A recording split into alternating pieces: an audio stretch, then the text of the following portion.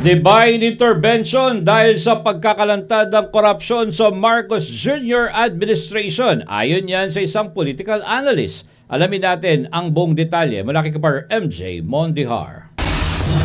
These crimes cannot be kept hidden from the public. Tingnan mo, who exposed this? It is nature. It is God. It was God.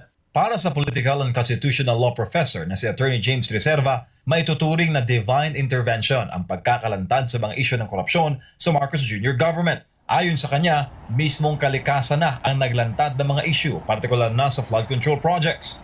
Sa kanyang 2024 State of the Nation Address, ipinagmalaki ni Pangulong Bongbong Marcos Jr. ang 5,500 flood control projects na natapos raw sa kanyang termino. Pero nasubok ang mga proyektong ito nang tumama ang sunod-sunod na malalakas na mga bagyo noong 2024 na nagdulot ng pagbaha at pagkasawi ng maraming tao. Dito lumabas na maraming ghost, ampaw at substandard na mga flood control. Sa lalim siguro nitong usaping ito, sa lalim, sa dami ng taong involved o mga personalidad, hindi mo na siya basta-basta mapapatining. Kasi sa pagkakataong ito, gagawa ng pagkakataon ang poong may kapal na talagang mapanagot at yun siguro sinasagot ng poong may kapal, yung dalangin siguro ng bawat isa sa atin na talagang mapanagot na, kasi ito hand of God na tong nangyaring in terms of turn of events. Samantala, para kay political analyst at strategist na si Professor Balutiquia, indikasyon rin ng divine intervention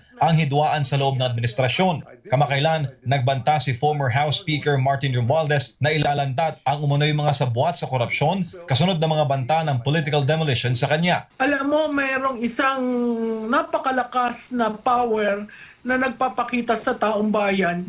Ito yung nangyari. At ito yung katotohanan. And kuminsan sa mundo ng politika, nawawala siguro yung pagsentro sa Diyos. Si Romualdez ay pinsang buo ni Pangulong Marcos Jr. at nagsilbing speaker sa unang 3 taon na administrasyon. Una na rin itinuro ni dating House Appropriations Committee Chairman Zaldico, Senator Romualdez at Marcos Jr. bilang umunoy pinagdalhan ng male-maletang kickback mula sa flood control projects. Pero ngayon nakikita natin, so who would even think na matutuloy yung oral arguments? Who would even think na mangyayari yan after they decided not to impeach the president and only the vice president? Who would think that there will be a brave 18? Nobody knew. We were just waiting for everything.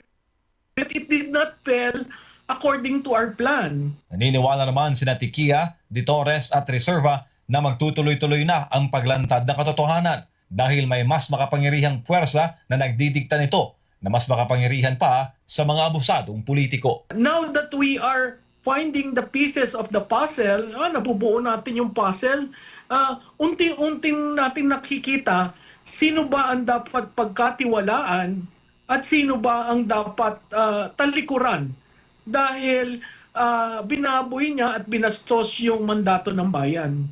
Para sa Diyos, sa Pilipinas kung mahal, MJ Mondihar, SMNI News.